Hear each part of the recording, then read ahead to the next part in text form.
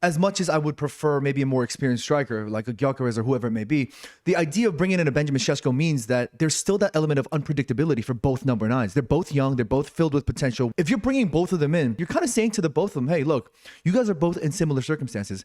Whoever steps up, whoever works harder, whoever trains harder, will get that job.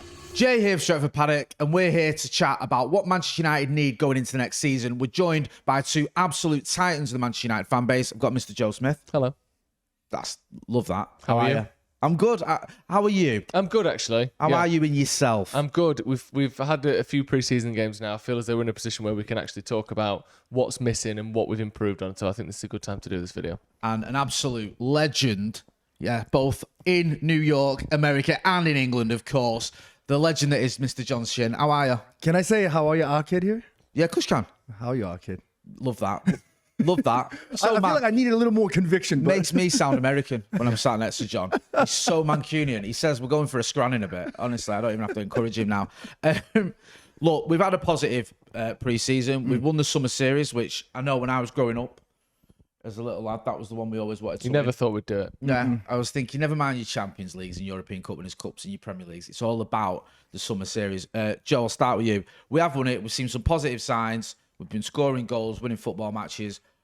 But it's safe to say we're not quite there yet. The last game, we drew. You could see a few flaws. Me and you watched it together, and there's a couple of times when you were pointing out certain things that you weren't happy with, and rightly so. Where do you think United needs to strengthen going into this season? There's a couple of obvious areas. I think midfield and striker we've talked about at great length. I do want to revisit that as well, but I do think there's a couple of other places that we could do with a bit of help. I love the fluidity of the front three. I love that we can play the ball up quickly and there's so much creation up there. But there was a few times where we get the ball into their final third. We've attacked, we've counter-attacked really well. And then the wingers look up or the creators look up and there isn't an obvious person to give it to. I know that Højlund isn't everyone's favourite player, but in the game before, by contrast, when Dorgu had the ball on the left-hand side, he could look up, clip a ball up. And I'm not saying a hopeful ball, it was a very good cross, but you can put a ball in a good area and Højlund, or a better striker even more so, can make something from that. I don't see a world where you look up, see Bruno in the middle fighting against the centre-back and he can consistently win headers or win duels in that area. So I do think we kind of need to work out at what, how much we want flexibility and fluidity and how much we actually want someone that you can reliably put the ball on and actually have a chance of scoring goals. The midfield, again, is another one. I'm sure we'll get to that with Ugarte having a bit of a stinker against Everton. But I think the wing-backs is an issue still. Right. I think that Dorgu, it was such a drop-off from him to Dalot playing left wing-back. And I know he's not a left wing-back, he's a right-back. But if he's going to ever have to play left wing-back, then he is a left wing-back. And in this system and with the squad that we've got, there is a decent chance he does have to play there. Because after Dorgu, it's him. You've got Luke Shaw there, but Amram clearly doesn't trust him as a wing-back. I don't think he thinks he's got the legs or the intensity to do that. One of the weaknesses when he just played left-back was tracking back at times after he'd got forward wasn't always his favourite thing to do. So when that's literally the entire job, I'm not sure Luke Shaw's going to play there. So as it stands, I think our backup left wing-back is Dalot. You don't think that we'll see anything of, is it Leon and I think Hamas? Is that still... Well, do you think they're just not in the conversation? I think Hamas... There was reports that he was going on. I know we're not certain, what's going to happen in Leon maybe could, but again... I think Dalot is currently ahead of him in the pecking order for sure. Okay. And that worries me. And then on the other side, I don't think Dalot is a right wing back. I think if you want him as the more defensive of the two, and you kind of have this asymmetrical kind of attacking going on, that could work. And I think Dalot would work against the likes of an Arsenal or a City, a more physical, bigger side. But then when it switches to Ahmad, he may work again against the sort of the less physical sides, the smaller teams, the more aggressive teams where his touch and his close control works. But I don't think we have one player that is just, you chuck him out there and you're sorted. I worry a little bit. I do get that. Yeah. I'm not going to argue with you on that front. I understand where you're coming from completely.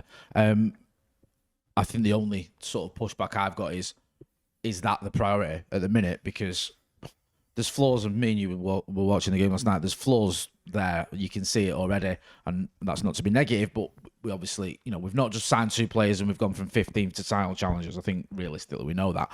John, where do you think the priority needs to lie? Joe's pointed out a couple of areas there. He's mentioned midfield, he's mentioned strike. He's also looked at the wing backs, which is one that's maybe gone under the radar a little bit, especially with some of the performances we've seen from Dorgu this summer. If you were sort of in charge at United, which you kind of are really with all the ties you've got to Let's be honest, you are. You more or less are the main man at Manchester United Football Club right now. I think it's safe to say that. What would be your first protocol when it came to strengthening this team? Well, I really like Joe's points about the wingback situation, but I do feel like that isn't, in my opinion, isn't the biggest priority. For example, there was many times when I saw Dallo on that right wingback role where I was sitting, I saw that positional discipline, which I didn't see last season. There was much more improvement in that sense. And the thing that I felt like needed priority was another midfielder. So, for example, Casemiro at Real Madrid, the one thing he was able to do was destroy and create. So whether it be a sliding tackle or an interception, win the ball back, and in a blink of a second, look up and distribute. The one thing that we don't have with that is we have somebody like Emmanuel Ugarte who's still young, who still has that raw elements of him. He can win the ball, he can destroy, he can tackle, intercept, whatever, but it takes a while for us to transition quickly. When we have players like Mbeumo, Cunha, Bruno, who we know smell that opportunity like a truffle pig in Italy. Like they can look for that and go, right? Hey, you know what I'm saying? But that's the point, is that like what I saw yesterday was, whether it be Manu or Kobe, there wasn't that clear direction on, okay, if I'm going to destroy, I'm going to give it to you. You have the vision ready to go already. I just didn't see that transition as smoothly as I would have liked. And I just feel like another midfielder who can either add to the competition to help them develop that in the near future, or literally bring in another midfielder who has that quality in him to be able to say, look, give me it, boom, I'm able to go. You know what I mean? Yeah, no, I hear that. And it was a shame because after the West Ham game, I think we all got a little bit excited and maybe carried away in some respects when he looked at that midfield and he thought, okay, it's this maybe it works. And then the Everton game was a bit of a wake-up call that there's still flaws there, there's still issues there. Joe, I want to ask you about a striker, because the striker is the one position where it looks likely we're going to sign someone, regardless of what me, you and John think. If you'd expect us to make one signing in the next couple of weeks, it's probably going to be a striker, because we've been linked with so many, and we've had so many of the reliable journalists saying United are prioritising someone like Benjamin Sesko, for example. Do you think that would be a good move? And if we did do that move, who would you want to see coming? I do think that we obviously need a striker for sure. I think I do worry a little bit about, just sell Højlund to get one striker in. I know you've said that a few times. Yeah, as I've said, I think that leaves you so open to one injury just cataclysmically ruining the whole season. Because I think the drop off from, let's say, Sesko, Højlund's gone, and then you either bring in Cheeto, who I don't think is ready yet. I think he needs more time in the under 18s. I think you bring in Xerxes, who I just can't imagine him getting a goal every other game, which you need from a striker at some point. Or you put Mbeumo up there, which again pulls Bruno out of where he's going to play, pulls Bruno and Mbeumo out of where he's going to play. You have to sort of rejig the entire front line, which I don't want to have to do. But I do think we need a striker. We need someone who's better than Rasmus Højlund. We need someone that, I think almost just the positioning and the movement is better than him. I think that when he's got the ball at his feet with the goal in front of him, he's actually quite good, Højlund. Yeah. Like his finishing percentages are quite good. He's relatively accurate. I know people will pull up misses and all that, but every striker has that. The problem is the rest of his game, where why doesn't he get more chances? Why doesn't he find himself in that position more often? Because his movement, his position isn't good enough. Hopefully he'll learn that, but we can't wait until he's 28, 29 and he's got a bit of the sort of Edin Dzeko's about him where he's stood in the right position. We need someone that's going to be good enough in the next year or two. And I just don't quite see that with Højlund. But if he's the second choice striker, who is also much more of a similar profile to Sesko, another thing that's weird as well last season is Højlund comes off and then you put Xerxes up front. And then, like, if you're playing alongside those two players, you have to treat them entirely differently. Like, I like having a bit of an alternative and a bit of a change of plan. I think that's good. But having two strikers that are utterly opposites of each other, I don't necessarily think that is conducive to, like, consistent and sort of controlled play. Do you think... I know the argument with things like that has always been it gives the defenders something else to think about. It gives him a completely different problem when you make a substitution and it's gone from maybe it's a big, strong striker who's holding the ball up and all that to someone who's trying to run in behind and all of a sudden the defender. But do you think that's too much of a switch? Well, Is that sort of the arguments on that? I think if you wanted to do that, you could put Mbeumo up front. Yeah. You could put Bruno up front. You could put, Cunha up front. I think being able to do that is great. But having to do that every time you take your number 9 off... Yeah. I don't think that's a great idea. Like, right. I know that, obviously people always hark back to York, Cole, Solskjaer and Sheringham. I know that there were very different play styles in there, but at times you could offer similar things with different players coming in and out for each other. You didn't have to go from one extreme to the other. No. I think Sesko and Højlund, they're not the same player. It's not going to be exactly the same for defenders to play against. But, like I said, having to go from Sesko to Xerxes, if you don't want to, is a bit of a nightmare. This is one of the reasons why I think as well, and I know I'm in the minority now because everyone's sort of shifted towards Sesko. I think Watkins is a better option because I think if I'm Rasmus Højlund and I'm staying at the club and Benjamin Sesko comes in, I'm a bit like, I'm done here. Not even that. I'm thinking, is this guy that much better than me? Oh, yeah. Why Okay. am I getting subbed? Why am I getting dropped for a player that I think I could get 13 goals in the Bundesliga? That's what I I'm think he thinking. could. Yeah, that's what I've been thinking about Rasmus Højlund. Whereas I think if Ollie Watkins comes in, you go, okay, this is a guy that's got proven Premier League goals, and he's also 29 years old. So if I stay at United for the next 4 years, eventually I'm going to be coming into becoming the first choice. I think with Højlund, if you're saying like Sesko's coming in, I'd be like, A, is he that much better than me? Even though I think Sesko is better, but I'm saying Højlund will probably think he's not.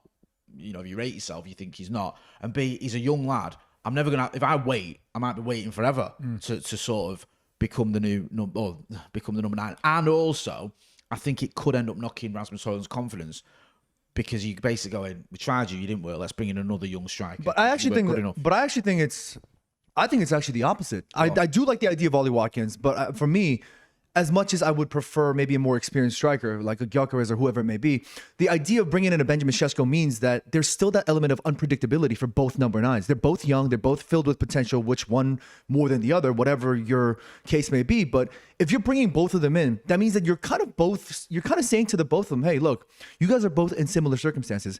Whoever steps up, whoever works harder, whoever trains harder, will get that job. Right. Whereas if you bring in an Ollie Watkins, you're bringing the more experienced number 9, the more veteran player to say, hey, you're going to take over and let Rasmus. That should have been done before. I think the role, and I think the timeline and the sequence of that has switched a little bit. So if we bring in a Sesko, then I personally think that, okay, cool, then we bring them both.